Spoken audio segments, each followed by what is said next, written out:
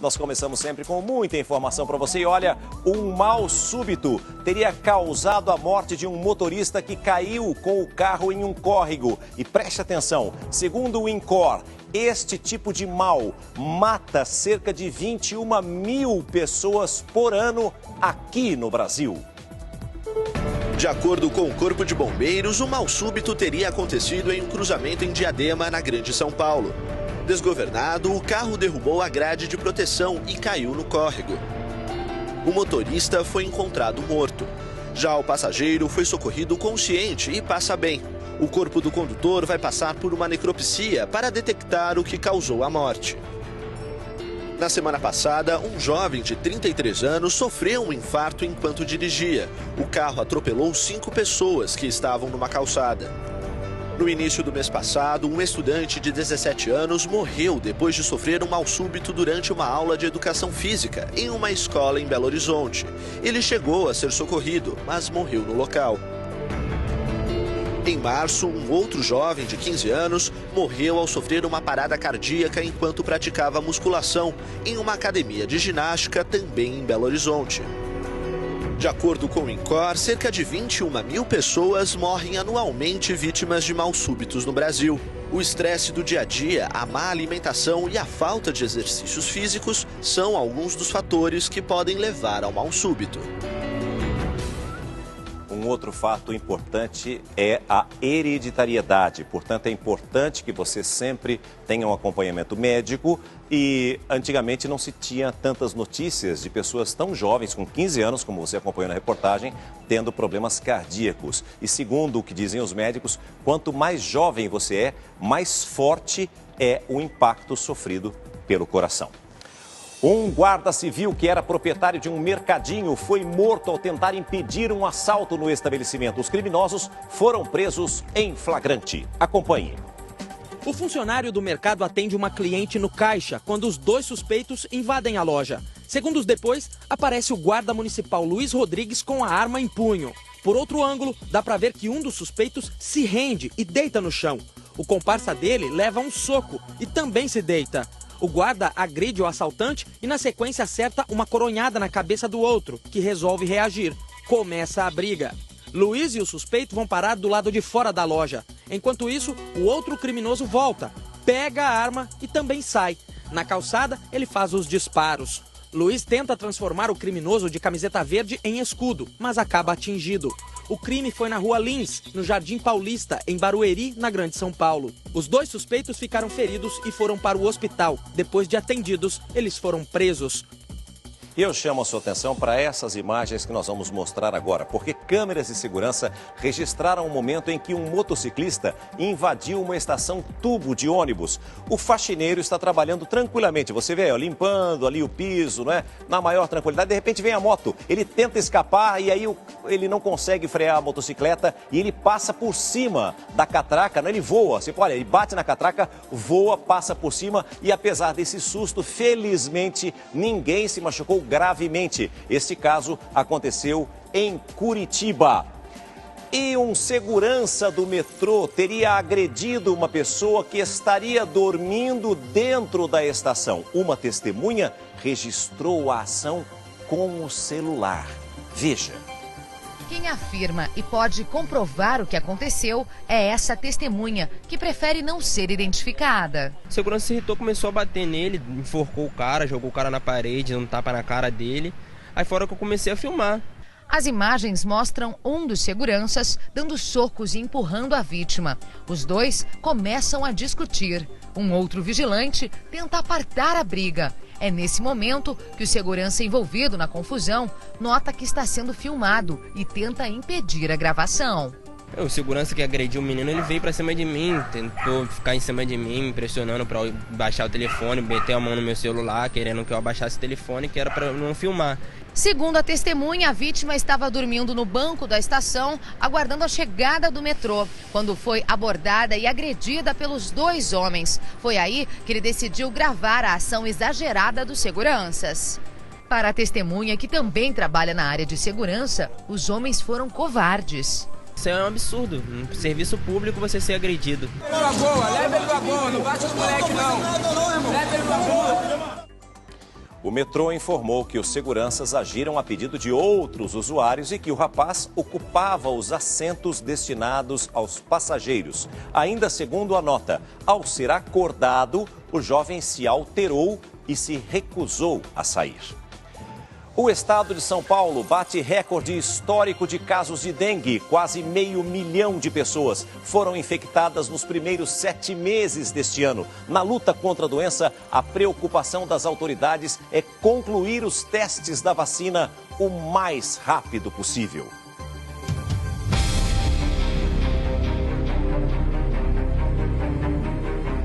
O governo de São Paulo e o governo federal querem acelerar os testes da vacina contra a dengue. Ela deve combater os 4 tipos de vírus que existem no país em uma única dose. E é a grande esperança para que o número de casos diminua. Se tudo correr bem e a gente provar que a vacina é eficaz, a previsão é que após 2018 a gente tenha concluído todos os resultados do estudo e tenha tudo pronto para começar a produção dessa vacina no Instituto Butantan. Primeiro foi o meu filho que pegou e ele ficou bem mal, ele já ficou com todos os sintomas mesmo. Ele já sentiu tudo. E ele sarou e eu peguei. Como a dona Márcia, quase 500 mil de pessoas foram infectadas pela dengue no estado de São Paulo neste ano. O número é mais do que o dobro do que foi registrado durante 2013. O pior momento da epidemia, que foi o mês de maio, já passou, mas os números ainda assustam. O governador Geraldo Alckmin vai se reunir com todos os prefeitos e secretários municipais de saúde para tentar frear a doença. A movimentação é para evitar que ocorra uma nova epidemia no próximo verão.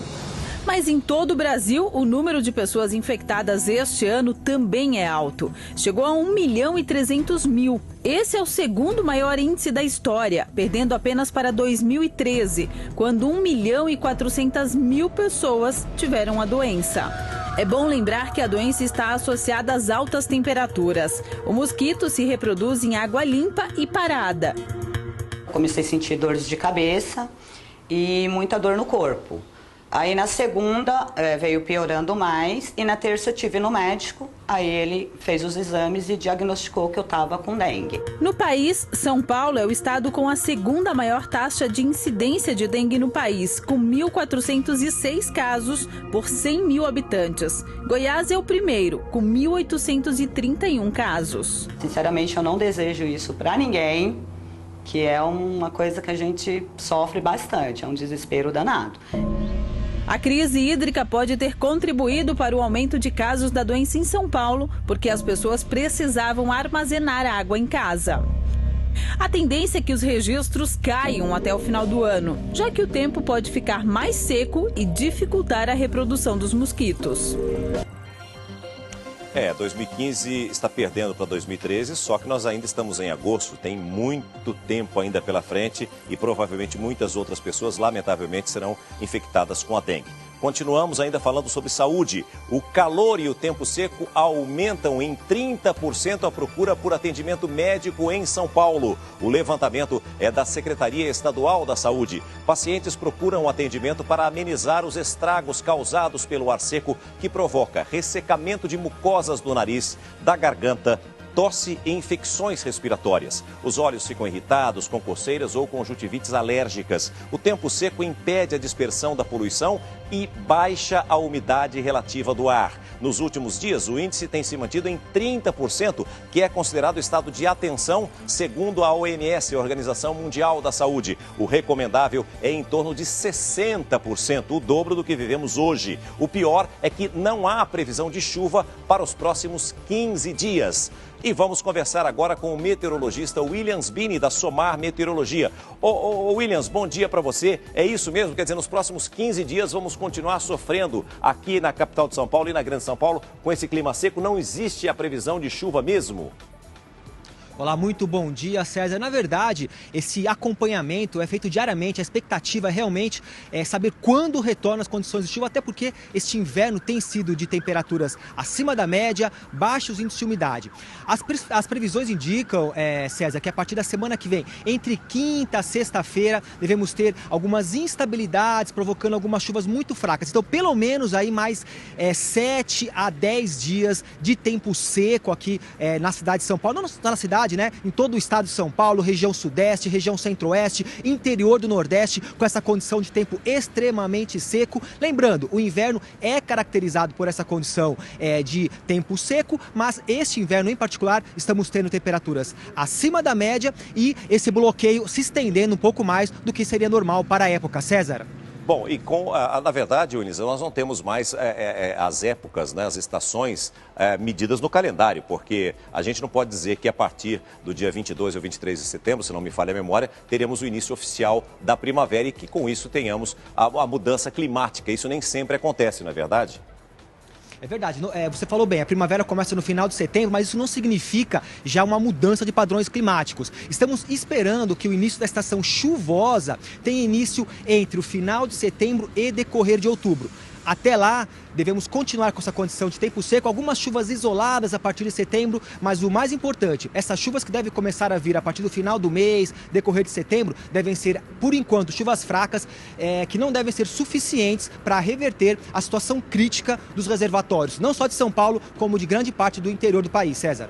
Obrigado, Williams. Muito obrigado pela parceria. Está sempre junto conosco aqui. Uma ótima quinta-feira para você. Tem que ingerir muita água, como a gente sempre diz, né? E tentar minimizar os efeitos desse tempo seco. Olha, há mais de 280 milhões de celulares no Brasil. Isso dá quase 2 aparelhos por pessoa. Mas em tempos de crise, as vendas de smartphones, os aparelhos inteligentes, caíram e deram espaço a um novo mercado, o de compra e venda de celular usado, mas com nota fiscal e garantia. Veja a reportagem de Mariana Moreno. Parece um celular novinho, mas não é. Ana comprou o aparelho usado, de última geração, e pagou bem mais barato por isso. Quanto você pagou nesse celular? Mais ou menos 1.560. Se fosse para comprar um igual na loja, fechadinho? Não, porque é muito mais caro. Pelo menos, quanto você pagaria? Uns 2,5, mais ou menos. A ideia de comprar um celular seminovo foi de um amigo, que também teve a experiência e deu certo. Ana está contente com o novo aparelho e diz que não teve problema nenhum até agora. Eu fiquei com receio, mas valeu muito a pena. Em tempos de economia no bolso, o mercado de celulares seminovos começa a despontar no Brasil. Eu acho viável, ainda mais nos dias de hoje que tá difícil comprar um celular bom e barato. É como se a pessoa fosse trocar um carro usado. O aparelho passa por uma avaliação, uma espécie de perícia onde são verificadas as condições de uso e conservação. Aí a loja oferece um valor. Se o antigo dono concordar com a proposta, recebe o dinheiro depositado na conta. A maior fonte da reciclagem é o reuso. Você pode reusar um carro, você pode reusar roupas, você pode reusar também um celular. Amaury é francês e montou uma empresa em São Paulo que só trabalha com smartphones de segunda mão. Um especialista verifica as condições do celular antes de colocar à venda. O comércio é eletrônico e o cliente escolhe o aparelho que vai comprar de acordo com a marca, o modelo e o estado de conservação. Quem vai comprar com uma nota fiscal, vai comprar com um serviço pós-venda, vai comprar com 3 meses de garantia. Se tem um problema, ele pode fazer uma devolução, a gente vai fazer a troca do aparelho. Antes de vender esses aparelhos, a empresa apaga as informações pessoais, as fotos e os números da agenda de telefone. Além disso, faz os reparos necessários. Em média, um telefone usado sai por 30% a 40% mais barato que se fosse comprar um novo na loja. A gente sempre verifica o e-mail do aparelho. Esse e-mail é o número único do aparelho. Esse e-mail ele consta no banco de dados de celular roubado, caso esse aparelho está roubado. Então, sempre a gente faz essa verificação e quem vende para nós vai vender o aparelho, a gente vai ter a identificação dessa pessoa, a gente vai ter o CPF da pessoa, tudo fica vinculado. Então, a gente tem a certeza da procedência do aparelho também. De setembro até agora, a empresa já vendeu mais de 1.000 telefones. Então eu vou fazer um teste, aproveitar aqui a reportagem e ver quanto é que ficaria o meu, a avaliação que eles dariam nesse aparelho. O meu telefone foi comprado no ano passado. Com o bônus da operadora, saiu por R$ 1.500. Funciona bem, mas está com alguns machucadinhos atrás. R$ 650 seria o valor desse aparelho, funcionando perfeitamente nessa estética. E para quem fosse comprar, ele custaria ao redor de? Depois de uma análise mais detalhada, talvez uma troca de bateria, seria mais ou menos de R$ 1.000. Em média, a vida útil de um aparelho é de 4 ou 5 anos, mas a troca é estimulada o tempo todo por novos lançamentos e promoções de operadoras. Atualmente, são 280 milhões de celulares ativos no Brasil. Dá quase 2 celulares por habitante. Desses, 173 milhões são do tipo smartphone. Muitas pessoas têm mais de 2 celulares em casa. Esses 173 milhões são do tipo smartphone. Muitas pessoas têm mais de 2 celulares em casa por recuperar uma grana extra nesse momento de crise. Celulares comercializados, 16% a menos que no ano passado. Os números contrariam a expectativa do mercado, que era de um crescimento de pelo menos 5%. Um reflexo do momento econômico do Brasil. Com esse negócio do dólar tá alto, tá aí a crise no Brasil, tá mais caro. Na Europa, o mercado de celulares usados ganhou força há 6 anos, bem na época de crise da economia internacional. Nos Estados Unidos, os seminovos também já movimentam a economia. De acordo com consultoria especializada, até 2017, o setor deve gerar uma receita de 14 bilhões de dólares. Você acha que essa questão do reuso, reciclagem, é uma coisa nova ainda aqui para os brasileiros? Eu acho que sim. Por aqui, essa tendência também já está se formando. 2 das principais empresas de telefonia móvel, por exemplo, já dão desconto aos clientes que querem trocar o aparelho usado por um novo. O valor pago por um celular pode chegar a R$ 1.500 e o cliente ainda pode receber descontos adicionais para a compra de um smartphone de última geração. Esse reuso, eu acho que uma conscientização nova, a crise vai ajudar esse mercado, porque a pessoa que vende vai recuperar um dinheiro extra, a pessoa que compra para um bom preço. O que você olharia, assim, além do preço? Se o site é confiável, né? Se ele tem um certificado digital no site, se também tem muita reclamação, como que é a reputação dos vendedores, né? E você compraria um telefone usado que já pertenceu a alguém? Poderia tentar sim, por que não, né? Para ver se é bom. Mas para fazer isso você tem que ter toda a segurança. A Ana Hickman está me fazendo um alerta importante.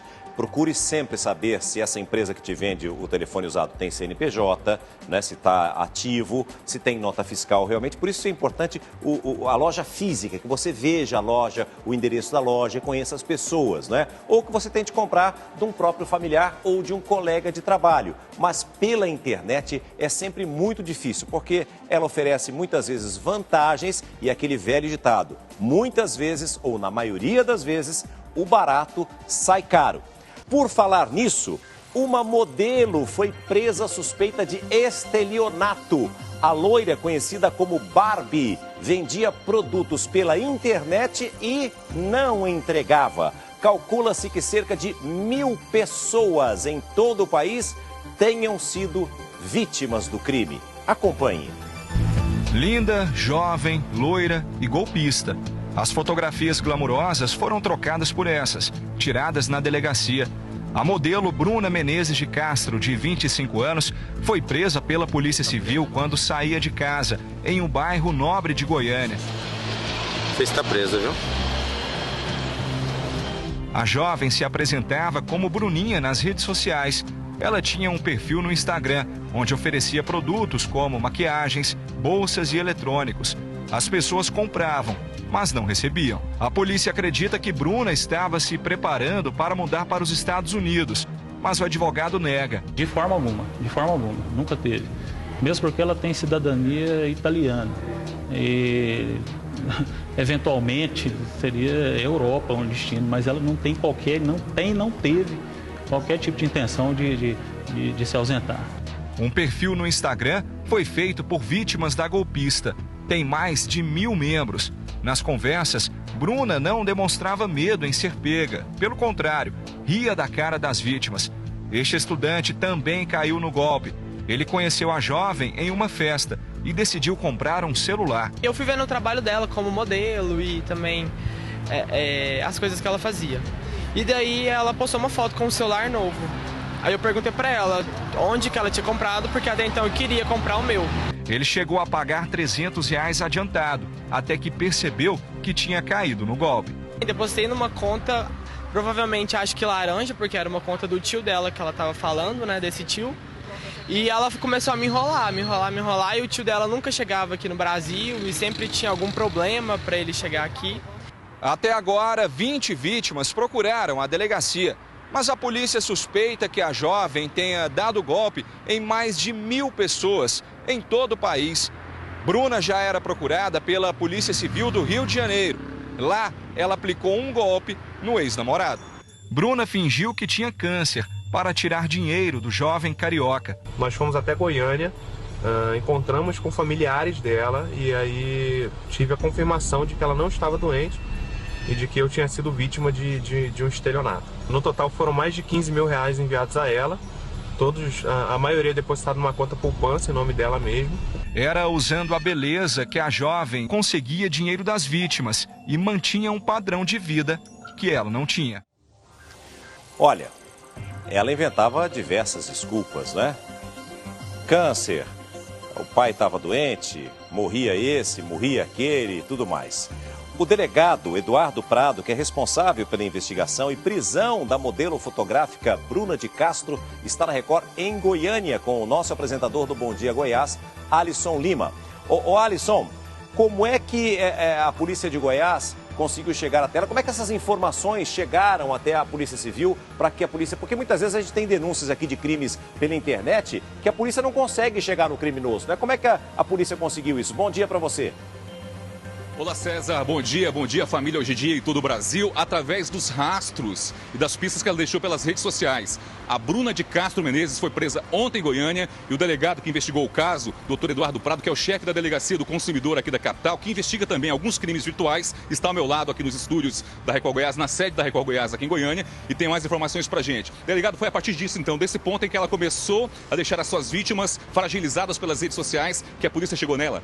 Exatamente, nós fomos procurados na Delegacia do Consumidor por diversas vítimas, relatando que esta estelionatária estava vendendo aparelhos celulares, produtos de maquiagem e não entregava esses produtos, utilizava contas de parentes, de amigos e ludibriava pela sua beleza, pelo seu comportamento, esse charme todo dela nas redes sociais, e isso começou a aparecer vítimas em todo o Brasil. Nós começamos um trabalho de investigação, de inteligência, monitoramento nas redes sociais, e depois de muita investigação durante 4 meses, nós conseguimos lograr isso no local onde ela estava escondida, até porque havia informação que ela estava fugindo para os Estados Unidos. Agora, César, não é a primeira vez que ela é presa não, viu? A polícia tem informações de que ela já havia sido presa em outros estados aqui no Brasil, né? Ela foi indiciada em outros procedimentos no Rio de Janeiro, duas vítimas em Brasília, há um outro procedimento na 11ª Vara Criminal, e nós achamos, César, que com essa divulgação no nível nacional, nós iremos aí ter um número surpreendente de vítimas. Ontem na minha página do Facebook, 92 pessoas comunicaram, né, que já havia sido vítima dessa golpista. Então, nós alertamos as pessoas, aqueles de Goiás que foram vítimas, nos procurem na Delegacia do Consumidor. Em outros estados do Brasil, procure a delegacia mais próxima de sua residência para que você contribua também, dando as informações, registrando o boletim de ocorrência para que nós possamos instaurar os inquéritos. Atenção, delegado, a informação na internet, tem uma informação circulando pela internet de que a Bruna teria um suposto envolvimento amoroso com um cantor sertanejo famoso aqui de Goiás. Agora, não sei se ela chegou a aplicar golpe nele. A polícia tem essa informação? Nós também tomamos conhecimento desse fato por meio das redes sociais, né? Ontem na delegacia, uma pessoa que inclusive estava lá disse que um produtor de uns cantores sertanejos aqui de Goiás teria bancado o advogado, né? Isso aí até não interessa muito para a investigação, porque se esse cantor sertanejo famoso foi vítima, ele que nos procure na Delegacia do Consumidor, que será tratado igualmente como qualquer outra vítima. Ou seja, César, linda, bonita, porém uma baita de uma picareta, porque nós estamos aí diante de uma golpista que teria aplicado golpe em pelo menos 1.000 pessoas pelas redes sociais em todo o Brasil. Obrigado, Alisson. Parabéns, doutor. E olha, em cidades diferentes, você vê que ela estava... Brasília, não é? Rio de Janeiro também. Agora, a situação é o seguinte, você viu a página que foi criada, não é? Por pessoas que se sentiram lesadas em virtude dessa modelo fotográfica aí, bonita, né? Realmente bonita. Mais de 1.000 pessoas já denunciaram e lesadas em virtude dessa modelo fotográfica aí, bonita, né? Realmente bonita. Mais de 1.000 pessoas já denunciaram e é importante que você, agora com a divulgação nacional, como disse o delegado, você possa realmente fazer o boletim de ocorrência. Porque quanto mais pessoas oficialmente, né, se manifestarem que foram realmente vítimas dessa Bruna, maior será a pena que ela pode pegar realmente. Ô Ana Hickman, você ficou curiosa? Uma coisa é uma coisa, outra coisa é outra coisa. Sim. A Ticiane, eu vi que ela fez ela está na dúvida para saber quem é esse sertanejo lá de Goiás, onde ele esteve recentemente, que teria um envolvimento amoroso com essa golpista. Você ficou na dúvida? Se por acaso realmente existir essa pessoa famosa, daqui a pouquinho a gente vai ficar sabendo, mas o que me chama muito a atenção é o jeito que essa moça conseguiu enganar as pessoas. Aliás, eu quero aproveitar e deixar para todo mundo aqui um alerta. Rede social, gente, é para a gente interagir. Muitas vezes comprar objetos por redes sociais, eu vejo que existem inúmeras páginas, acaba acontecendo isso. É muito arriscado, principalmente importados. Cada dia que passa, eu vejo mais páginas sendo criadas. É um meio que realmente não dá segurança alguma. Até sites, né? Às vezes você abre um site, você vê aquelas imagens bonitas, mas você tem um endereço, então vá até lá, porque às vezes é uma casinha assim, bem pequenininha, bem que não tem nada, só que a página do site é linda. E aí você enche os olhos, acaba fazendo uma compra e não recebe o produto. E hoje, esses sites, essas páginas de rede social, como disse a Ana também, eles colocam sempre um telefone para que você entre em contato pelo WhatsApp. É muito complicado, você não tem como localizar essas pessoas. Portanto, muita atenção. Olha, pelo menos 15 pessoas foram presas nas últimas horas em uma operação da Polícia Civil na Grande São Paulo. A ação é contra o tráfico de drogas. Acompanhe a reportagem. Os policiais enxergam o suspeito de longe. O rapaz percebe que está sob uma mira laser e não esboça nenhuma reação. Começa a revista e logo a suspeita se confirma. Tá, e esse monte de droga aqui, o que é? Raul da Silva Neves, de 20 anos, estava com 6 pinos de cocaína. Ele foi abordado em frente de casa, no bairro Conceição, em Osasco, na Grande São Paulo, para desespero da mãe. Eu dormi de você. A abordagem faz parte da Operação Centauro 6 da Polícia Civil de Osasco. Durante as ações, houve correria pelas vielas de uma comunidade. Mais 2 homens foram abordados. Eles confessaram que tinham acabado de consumir cocaína. Que pó que é? Pó o que é? Cocaína. Quantos papelão? Só. Em frente ao bar, mais gente sendo revistada. E aqui, uma cena que chamou a atenção. Um carrinho com um bebê na porta do estabelecimento. Quando a mãe pegou a criança para ir embora, o pai tentou fugir da abordagem, mas foi contido. No total, 16 delegacias aqui de Osasco participam da operação. Só a DISE, especializada em entorpecentes, conseguiu deter 15 pessoas durante as primeiras ações. Eles foram detidos por tráfico de drogas e porte de entorpecente. 3 eram menores. Do total, 12 foram ouvidos e liberados. A operação continua até às 6 da tarde desta quinta-feira.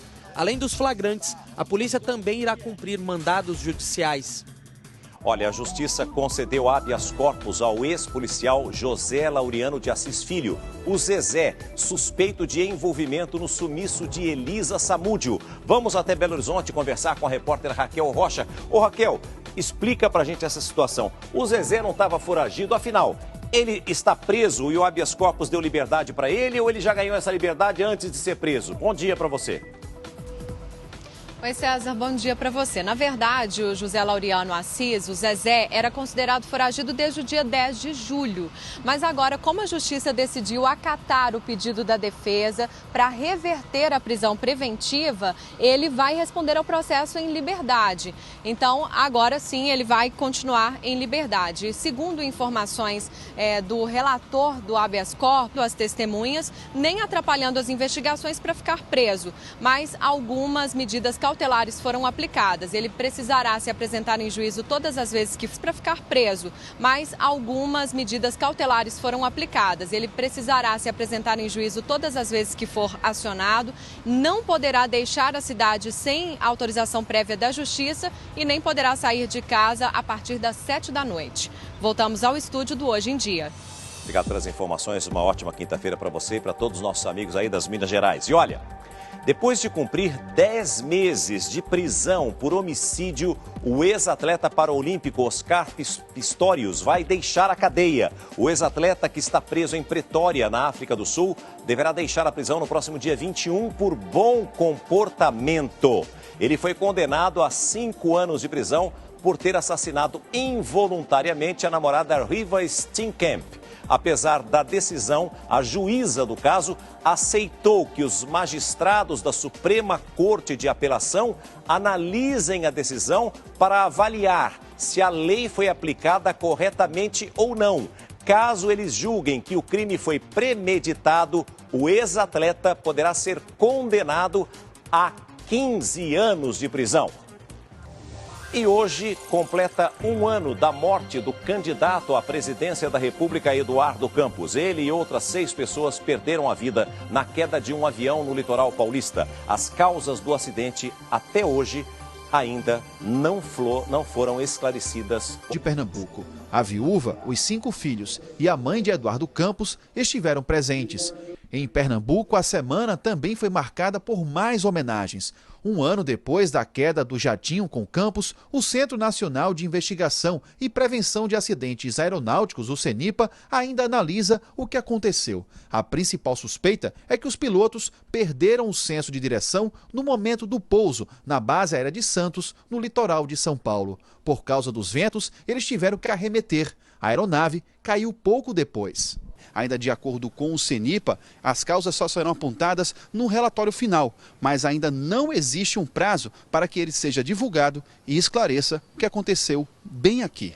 A maioria dos moradores ainda não recebeu nenhum tipo de indenização. Veio aqui, fez acordo com o pessoal, como sendo dono do avião, e agora não é mais dono do avião. Eduardo Campos morreu aos 49 anos no auge da vida pública. Candidato a... E agora não é mais dono do avião. Eduardo Campos morreu aos 49 anos no auge da vida pública. Candidato à presidência da República pelo PSB, ao lado da ex-senadora Marina Silva, ele deixava a disputa em 3º lugar nas pesquisas no ano passado.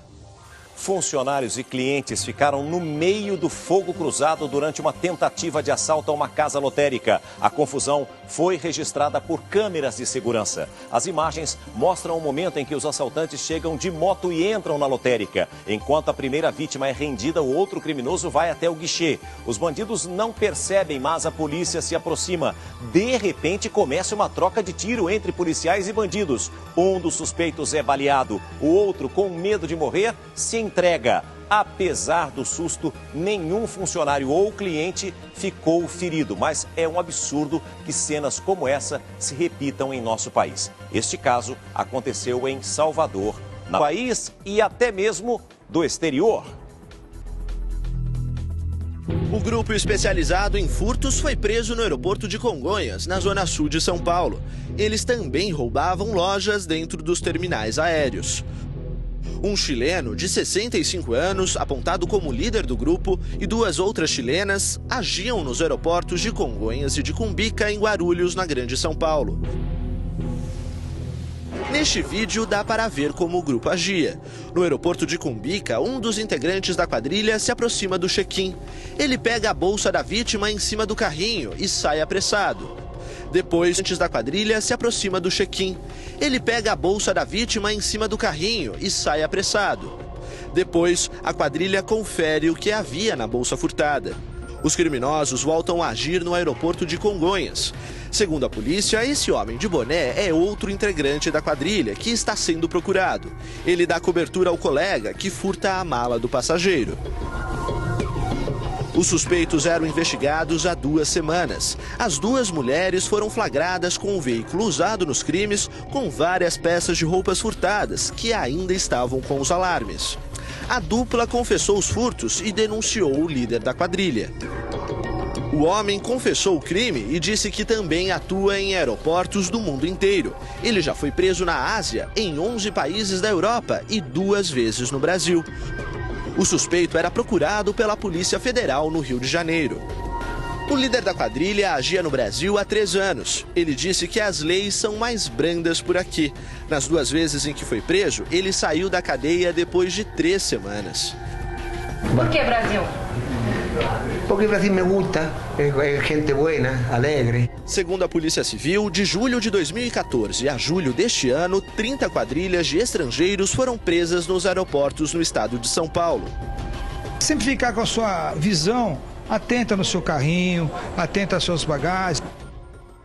Realmente, porque normalmente a pessoa está indo viajar, em grande parte em busca de lazer, e normalmente está realmente relaxada, né? Não vai imaginar que alguém pode estar ali naquele local pensando em levar vantagem para justamente furtar um bem que está ali normalmente, totalmente desatento de tudo e de todos. E aí é que eles dão realmente o bote. E a pessoa ali, por que o Brasil? Porque pessoas alegres, felizes, então por isso ele escolhe o Brasil. É impressionante, né?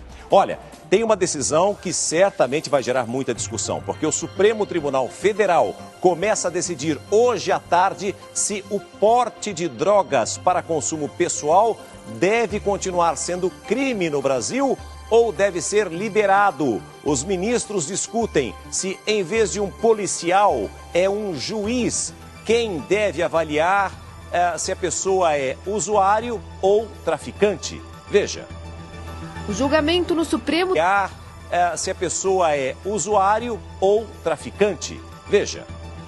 O julgamento no Supremo Tribunal Federal vai definir se derruba um artigo da lei antidroga, que define como crime adquirir, guardar ou transportar para consumo pessoal droga sem autorização legal. Se retirado, o porte do STF. Para diferenciar o traficante do usuário, o colegiado também pode definir quais drogas e em quais quantidades deve configurar o consumo pessoal. A ação, que chegou à corte em 2011, foi movida pela Defensoria do Estado de São Paulo contra a condenação de uma pessoa que portou uma pequena quantidade de maconha. O ministro Marco Aurélio Mello defende que cada caso deve ser julgado separadamente por um juiz no tribunal de primeira instância. Isso aí tem que ficar processo a processo e então definir caso a caso quem é usuário e quem é traficante. Se aprovada, a decisão terá que ser aplicada em pelo menos 96 ações semelhantes em andamento em outros tribunais de instâncias inferiores. Vai agravar os problemas se, por acaso, ficar descriminalizado o uso de drogas no Brasil. E 58 pessoas foram presas e muitas ficaram feridas durante um protesto contra o aumento da passagem de ônibus em Belo Horizonte. A polícia usou balas de borracha para conter os manifestantes.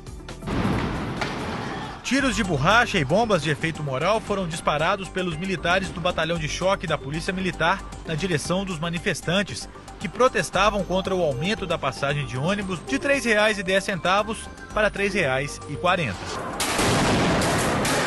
No meio da rua é possível ver uma mulher caída no chão. Um homem tenta ajudá-la, mas uma bomba explode bem em frente a eles. O homem corre e a mulher tenta se levantar. Com dificuldades, puxa a bicicleta e vai embora. Pouco depois, um militar dispara mais um tiro.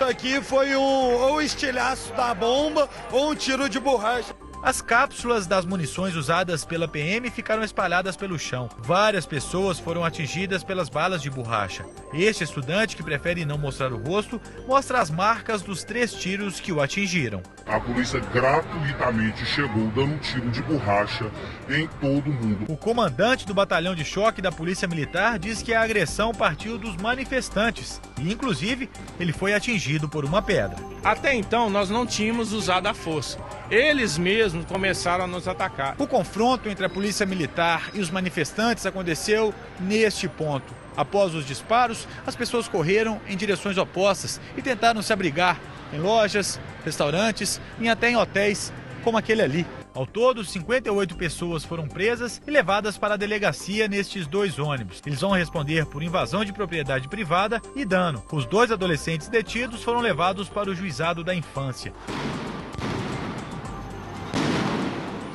Os bandidos estão cada vez mais ousados e usam uma retroescavadeira para tentar roubar um caixa eletrônico. Direto do Rio de Janeiro, quem traz as informações para a gente é a repórter Marcela Lima.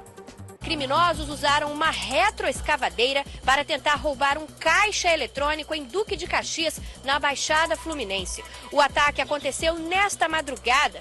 Os criminosos tentavam retirar a máquina quando a polícia chegou ao local. Os ladrões fugiram sem levar nada, mas o caixa eletrônico já tinha sido destruído. Voltamos ao estúdio do Hoje em Dia.